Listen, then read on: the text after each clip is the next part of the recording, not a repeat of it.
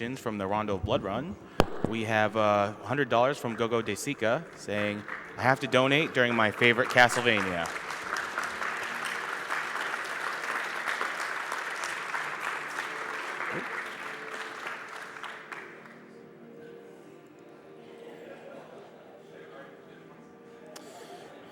$50 from Ranger 18 saying Castlevania is one of my girlfriend's favorite game series. I've watched her rage her way through so many castles. We love watching the Castlevania blocks, and we love donating to these great causes.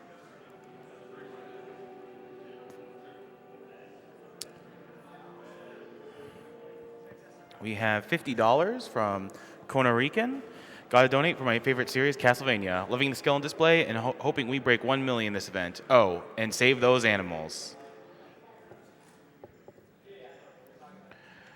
We have $50 from Michael Coons. He says, thanks to SGDQ for ruining my sleep schedule with amazing runs and an amazing cause.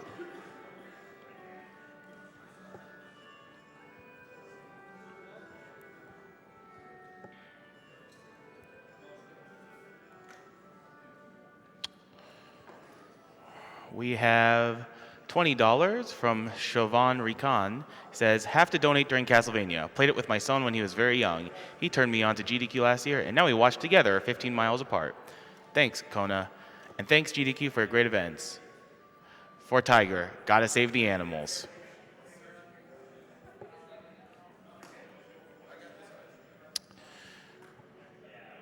We have $150 from AAL, or AAL. 50 of these already go towards the Majora's Mask glitch exhibition, which is actually a bid incentive. Another 50 should go to the blindfolded run, and the rest goes to half and half to the runners and announcers' choice. My first live GDQ, and it's pretty awesome so far. Keep up the good work. I'll donate another $20 if the announcer takes a jab at pronouncing the following. Okachlof.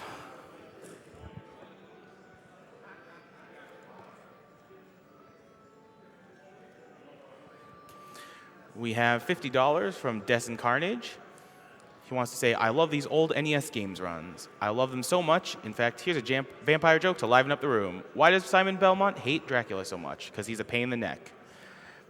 Enjoy the rest of the run and kill the animals. We have $50 from Anonymous, who just wants to say, Castlevania for the win.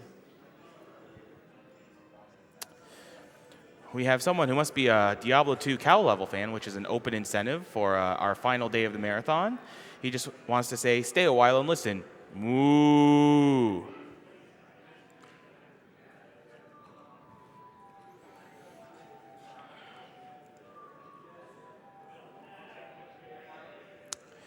We have $50 from Nick92, who wants to say, save the people, save the animals.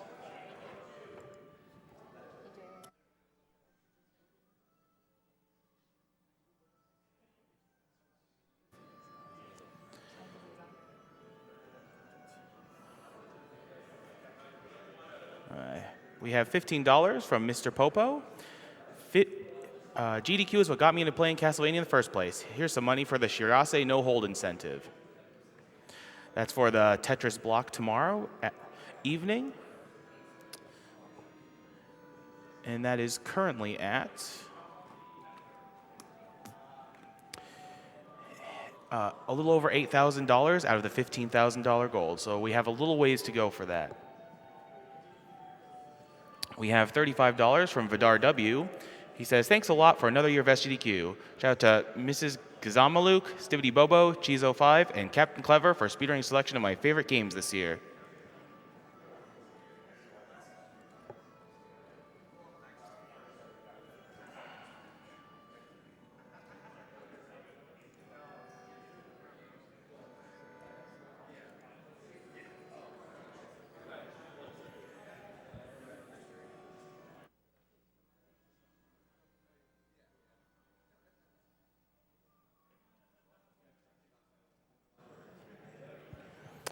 We have $15 from Mr. Popo, who just wants to say, GDQ is what got me into playing Castlevania in the first place. Oh, whoops. We have $15 from You Missed 2. Do you have any idea how hard it is to justify killing cute, fuzzy creatures, even if they are carrying the X virus? Well, kill them anyways and save human lives.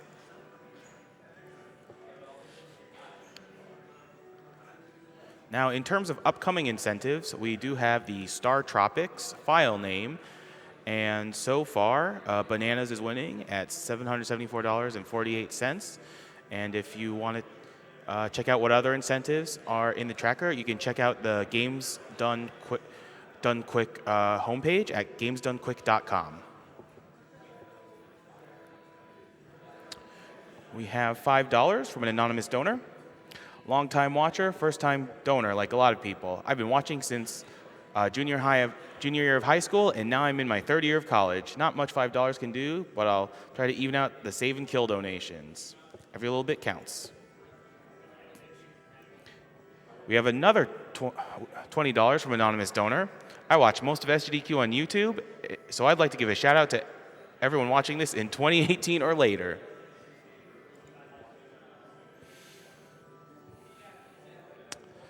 We have someone who must be a Batman fan. Ray Moon donates $50, and he says, "Have you ever danced with a vampire on a pale moon night?"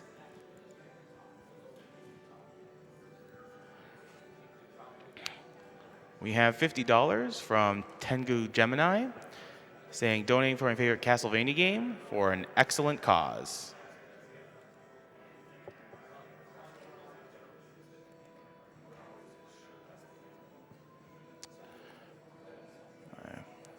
We have $150.01 from an anonymous donor who says, "Happy to give what I can to an amazing cause and an amazing event. The runners amaze me with their skill every year."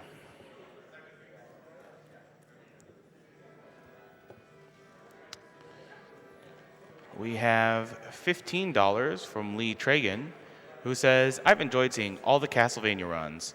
Why am I just now learning that Dracula has an 8-foot arm? That's especially terrifying." And we have $50 from an anonymous donor.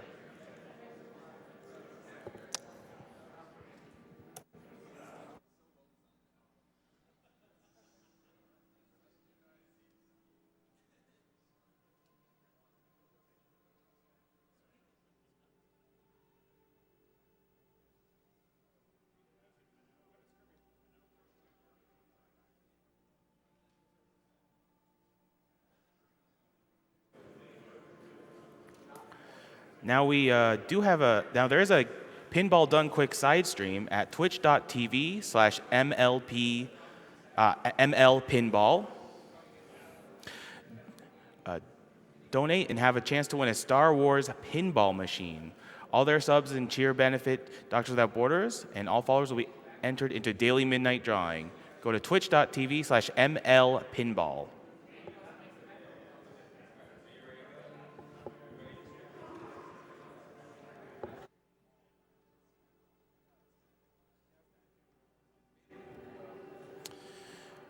And now we're ready for our next run, 1001 Spikes with Double Taco.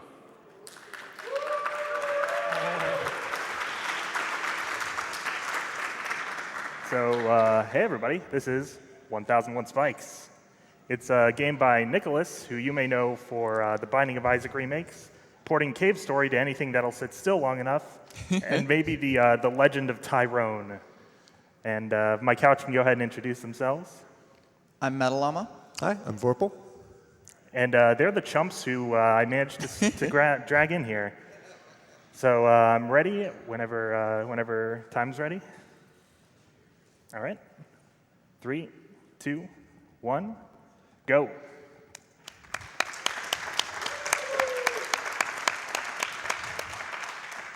So 1001 Spikes is a precision platformer, but it's pretty straightforward. The run itself is also pretty straightforward. There's no real major glitches. There's very little RNG. It's mostly down to knowing the movement techniques and also knowing the shortcuts through levels, of which there are quite a few. Right now we're in the tutorial area, so there isn't really much in the way of that. But one thing you'll notice me doing right now is canceling the clear screen. You do that at the end of each level, and it saves roughly 2 seconds per level, which adds up to exactly a ton of time. And it's basically free, so why not? I'm about to come up and do another movement technique. Can get a lot of them out of the way in the tutorial level, which is nice. So what I'm about to do is fast falling, and what that means is anytime you go over a ledge, you want to try to be in the air and falling as you're doing it, because it's faster to do it that way than just walking over the edge. That was close.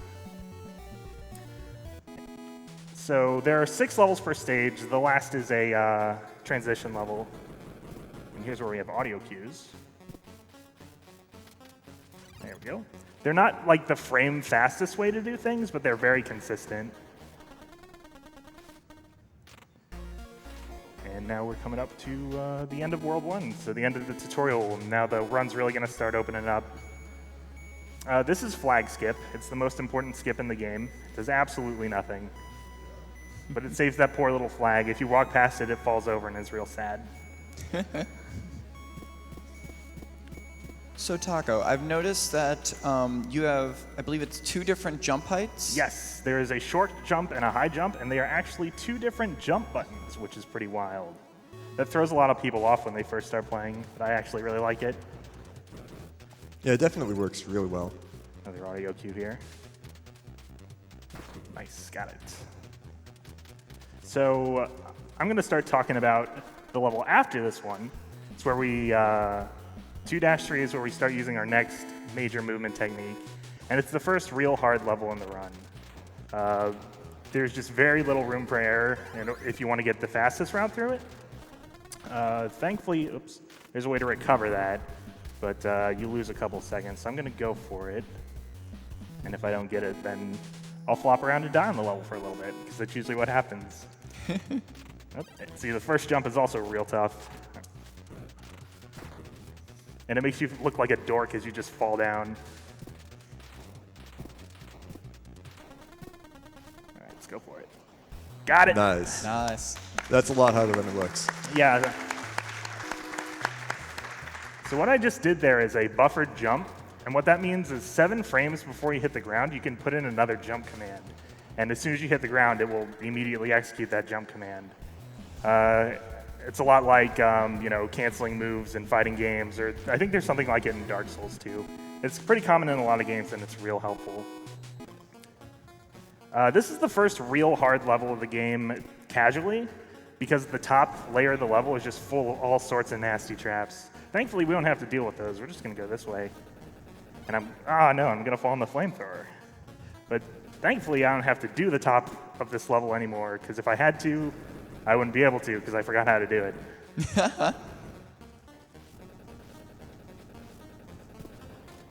So I've noticed that you have a couple different weapons at your disposal.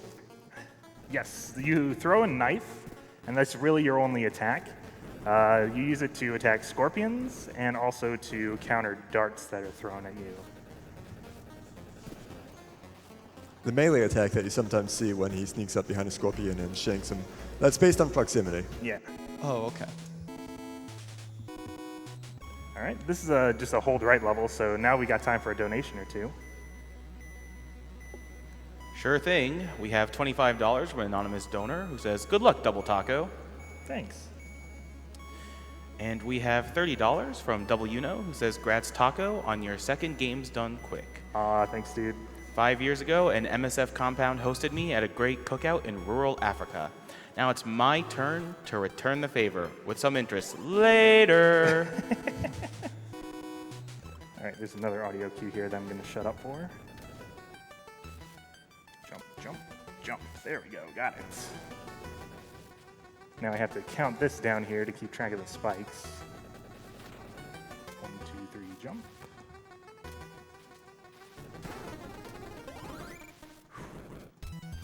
All right, hard part of that level's over.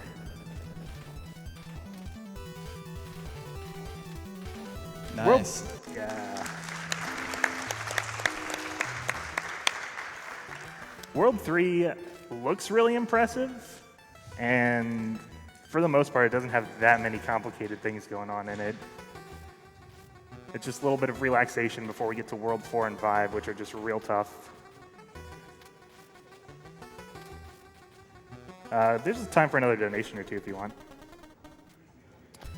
Sure thing. We even got a bunch of donations. We have $20 from All or AAL, who says, ha ha ha, good try, here's the money. Your choice, announcer. And that is for EGA for Ayla's Name and Chrono Trigger.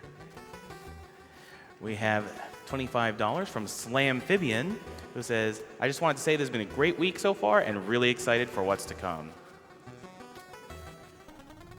We have $5 from Anonymous, who says, do it for Nep Nep Taco. Please no. We have $15 from Nahu, who says, Taco, remember to be video games. Love from your IRC buds. Thanks, Nahu. Always be video games. All right, we're coming up on the end of the easy half of the run. After this stage, which is where the difficulty really starts ramping up. But this stage is mostly just stuff getting out of your way.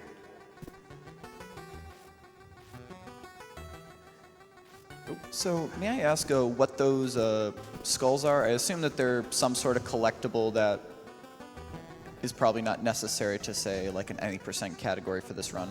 Right. Ah, dang it. I tried to save that. The skulls, there's one in each of them in the Ukampa half of the game. And what they do is, first they give you a 1-up, which is, you know, sort of important, I guess. You start out with a ton of lives. But then they also, let me focus here real quick. Once you get all 30 of them, it unlocks the final boss in the second half of the game. So in order to like fully beat this game, you have to 100% it. All right. So is there also a key in every level as well? Yes. The key is necessary to open the door that leads to the exit. Right. So what I just did there is the last big movement technique, the purpose of which is to make it here before this flamethrower fires. So on my way back, I'll explain it. I'm going to have to take a bit of a safety strat here because I was a little late getting out of there. Just got to wait here for a certain point. There we go. So what I did was jump and throw a knife. And I'll be able to show you why that's important here. Because as you can see, when I'm throwing a knife on the ground, I'm stopping, which isn't good for lining up with some cycles and levels. So as long as you're in the air and you throw a knife, it doesn't matter if you land on the ground as you're throwing it. Ah, no.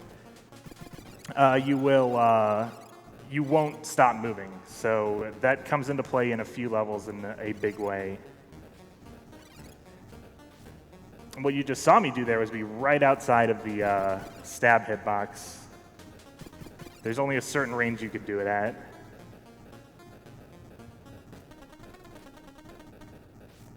And actually, if you do it from the absolute maximum range, while the scorpion is walking away from you, you will whiff and the scorpion will turn around and poke you.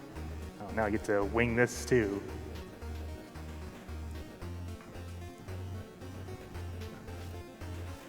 Then I just jumped into a boulder. So there isn't a lot of recovery strats in a lot of these levels.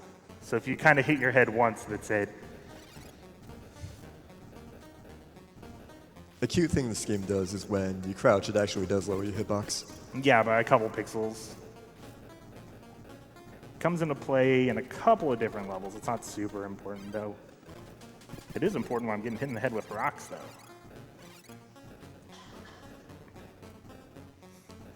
So I'm just going to try to focus up and get through this level so we can get on to the even harder levels in World 4.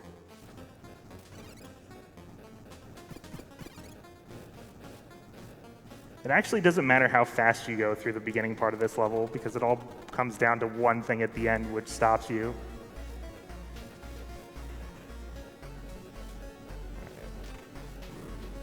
There we go. So you have to wait here for these spikes.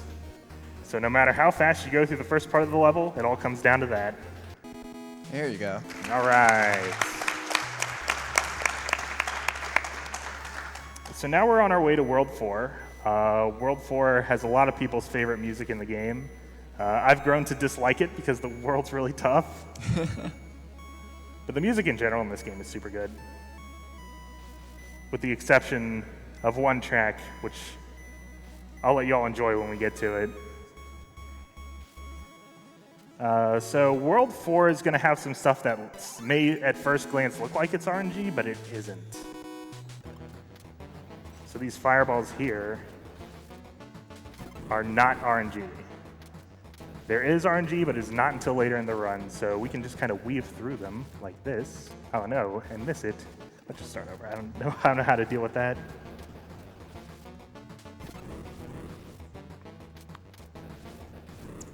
So they're all on a set internal pattern? Yes. Oh man. Let's see if I can wing this. Nope. This strat is extremely hard, by the way. Yeah. There's an even harder version of it too in the IL.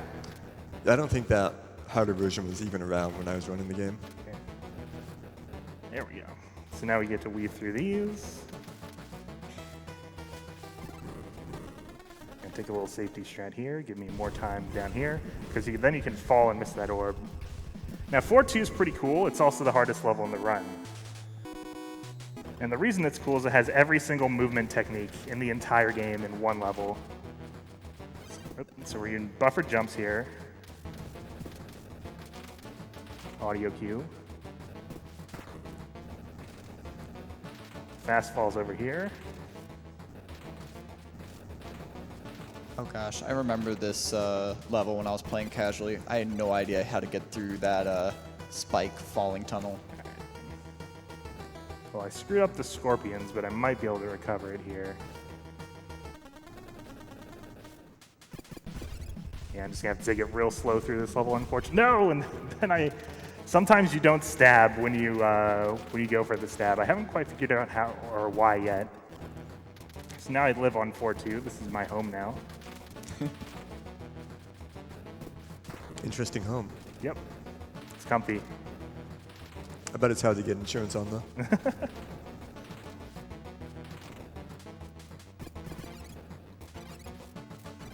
There we go. No, come on.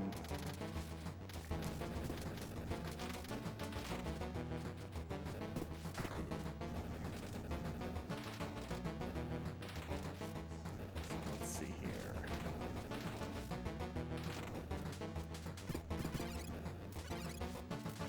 There we go. So then we go up here, toss.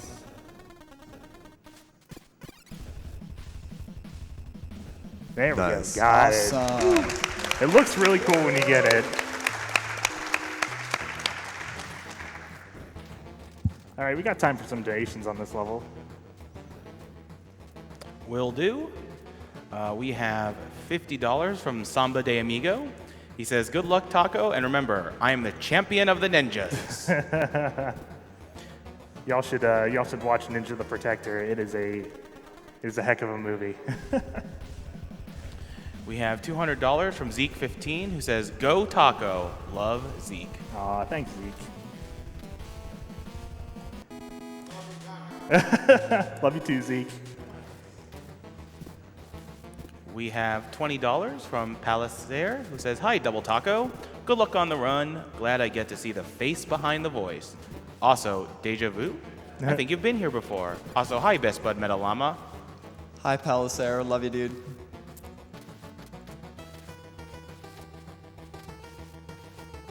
Gotta stand on some safe spots here. Something that you don't really notice for a while when you're playing the game is there's a lot of visual cues as to which spots are safe. Like, for instance, if you're looking at the spike corners here, where the plants are, that's almost always a safe spot. And those light blocks in the top row are where it's safe to stand when those spike cycles are going through. So this level's an auto scroller, and at this point I'd like to give a shout out to the French restream where the world record holder Barramundo is currently doing commentary, because I like dying on this level when we race, especially at the end of it.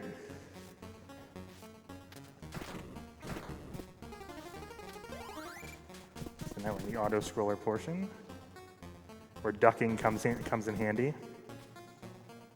And the rest is just a few audio cue jumps. Jump. Jump. Jump. Cool. That's where I like to die, right at the very end.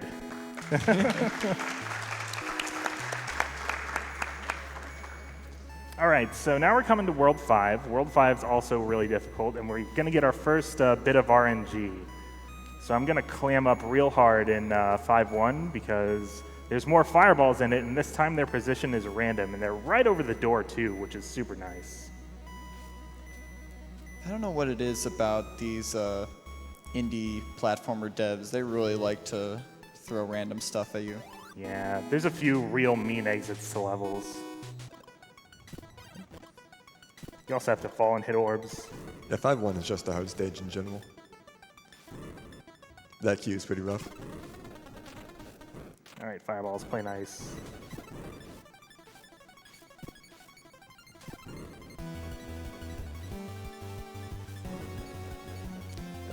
Got a decent pattern. Nice.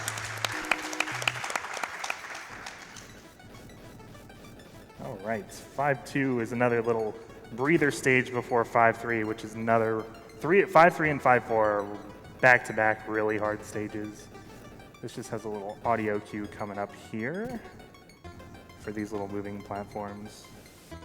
Come.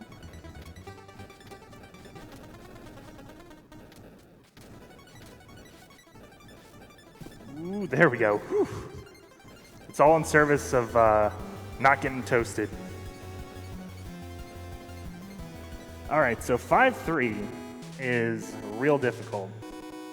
And the reason is because of that gold thwomp there on the right. It hops the direction opposite you're facing, so we want to grab the key and still have it hop to the right. See if I can get it first try. Nope. It's pretty rare that I get it first try. It's a really tough jump.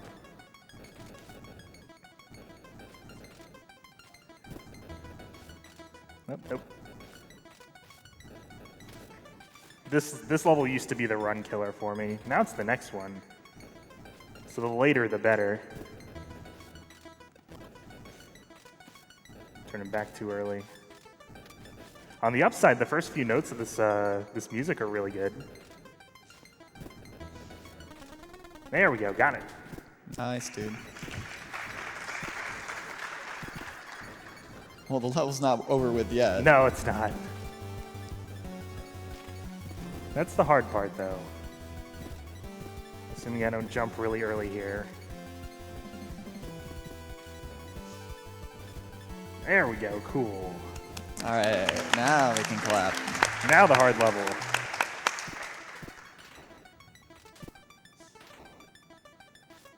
It's that you've like no room for error, so if you mess up that one jump, that's it, it's GG. But it ain't even over yet. Gotta deal with these, and then get a jump down here, right? Oh, nope. Okay, I'm gonna have to do the backup strat. You want to get here about half a cycle before when I did. Ah, no, and then get stomped. So now I have another opportunity to show you, because it's pretty cool. Again, we get to enjoy the first few notes of World 5's theme. It's a lovely theme.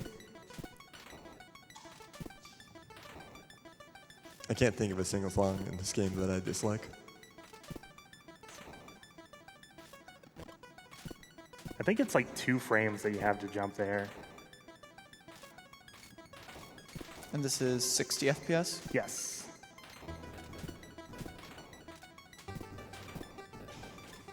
Okay, got it. So now we just get to run through these. There's a little setup here to make this safe. Jump along with them, because jumping with thwomps is fun. They seem to be having a good time with it. It's a kind of shame they don't make any interesting noises like the Mario ones. Yeah, that'd be kind of cool.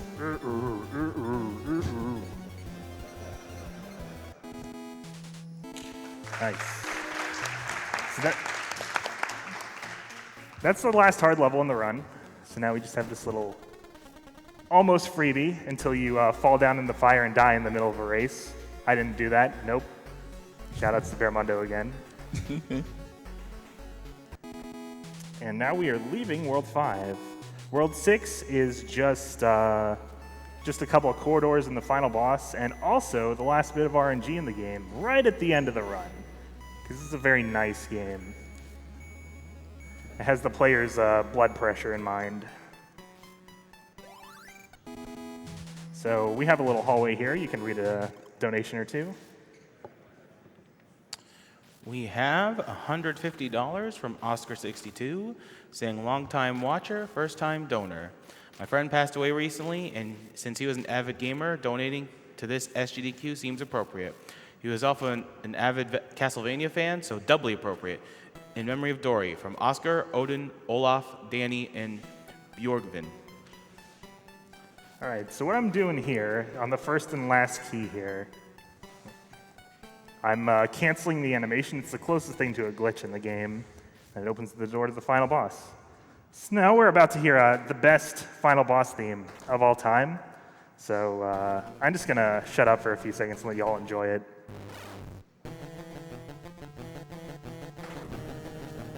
Isn't it lovely? One-winged angel, got nothing on it. Remember when I said I couldn't think of a song I disliked? I remember this one now. Thankfully, the boss is really straightforward. You just hit it a few times. And then drops some random blocks here, which usually play nice. Okay, yeah, there we go. So yeah, so that's the final boss. And but we're not done yet. We're not even done with the RNG yet. So chat, I need you to give me your energy. Raise your Vohios, please. And the reason is because, well, there's the score attack. It's the whose line is it anyway of score attacks because the points don't matter. But this door here, this block here is a door. Then after this score attack will open anywhere between 2 and 10 seconds after the final music starts. There is nothing you could do to influence that at all. So you could be on PB or even world record pace and you just get to wait 8 seconds at the door. It's like, great. Did anyone ever find out what causes that? Nope. And in practice, I've been getting full 10-second doors, so you owe me one door. Door. Hey, gave me an all right door. Thanks, door. And this is just a pretty straightforward escape. You get a little reminder of all the obstacles you face as you run by them. Bye, Thwomp. And time's going to be coming up after I grab this final key, and the screen will fade to white, and so after the fade.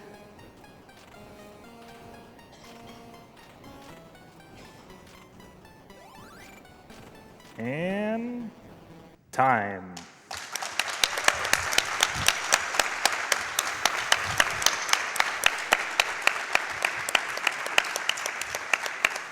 What was the time on that? What was the time? 2340. Ah, well. So, if this suffering looks like it's fun, you should swing by the 1001 Spikes Discord and join our races. It's a really, really, really fun game to race. So, yeah, that's it from me. Thanks, everybody.